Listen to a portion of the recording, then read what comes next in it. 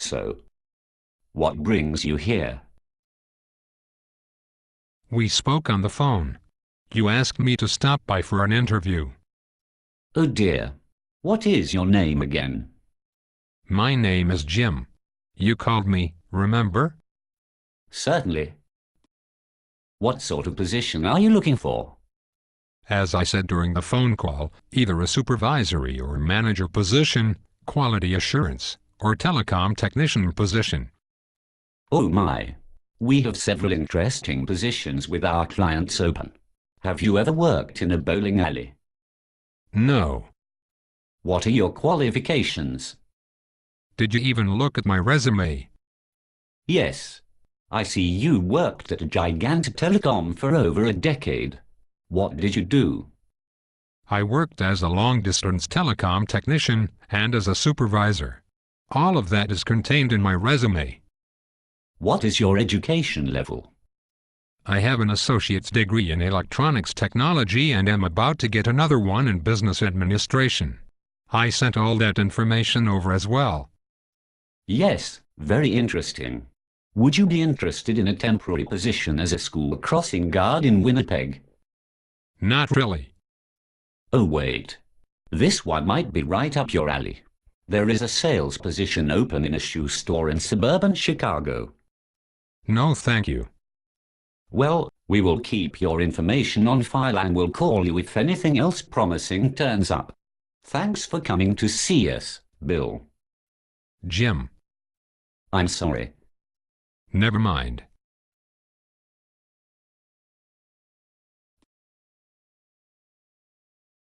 Jim, you have a great resume.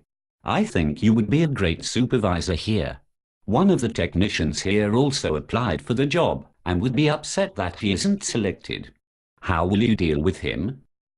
Well, all things being equal, I would tell him that although he wasn't selected this time, there will be other openings down the road and I would mentor him.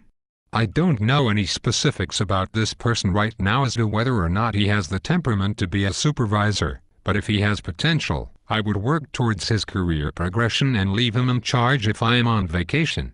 Things like that. Yes, we are actually thinking about creating lead technician positions in order to foster workforce development. That's great. Are you ISO certified? No. ISO certification is a long-term goal, but we don't have procedures set in place yet to cover all the different tasks.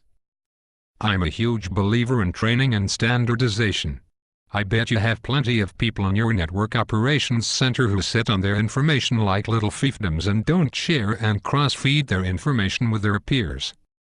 Unfortunately, you are right. How would you deal with this? Well, training and standardization are important to providing the best customer service. We can't be dead in the water simply because Bob is not here. I would encourage all the technicians to share their knowledge with each other. Everyone in the center needs to be able to do everyone else's job so that crisis situations can be managed.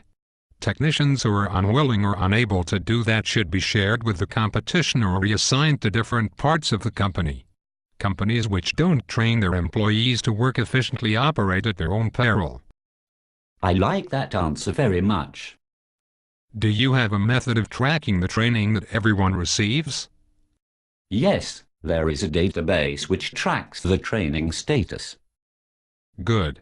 I imagine there might be a learning curve, but with proper training management, people can be trained and certified on the tasks necessary to doing their job. Once trained and proficient, they can then be held accountable for the proper performance of that task. We can then use the technician's training status in the database as an accountability tool. The procedures that you do have can be validated against the training requirements to see whether or not they're adequate. New procedures can be written and validated to cover all tasks necessary for the duty positions. Thank you. We will be doing our selection in the next day or so. Here is my card. Thanks for taking the time to interview me. I really enjoyed it. Me too.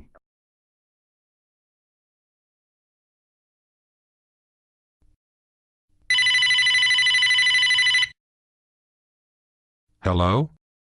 Hello, Jim. We selected someone else. Keep checking for other positions.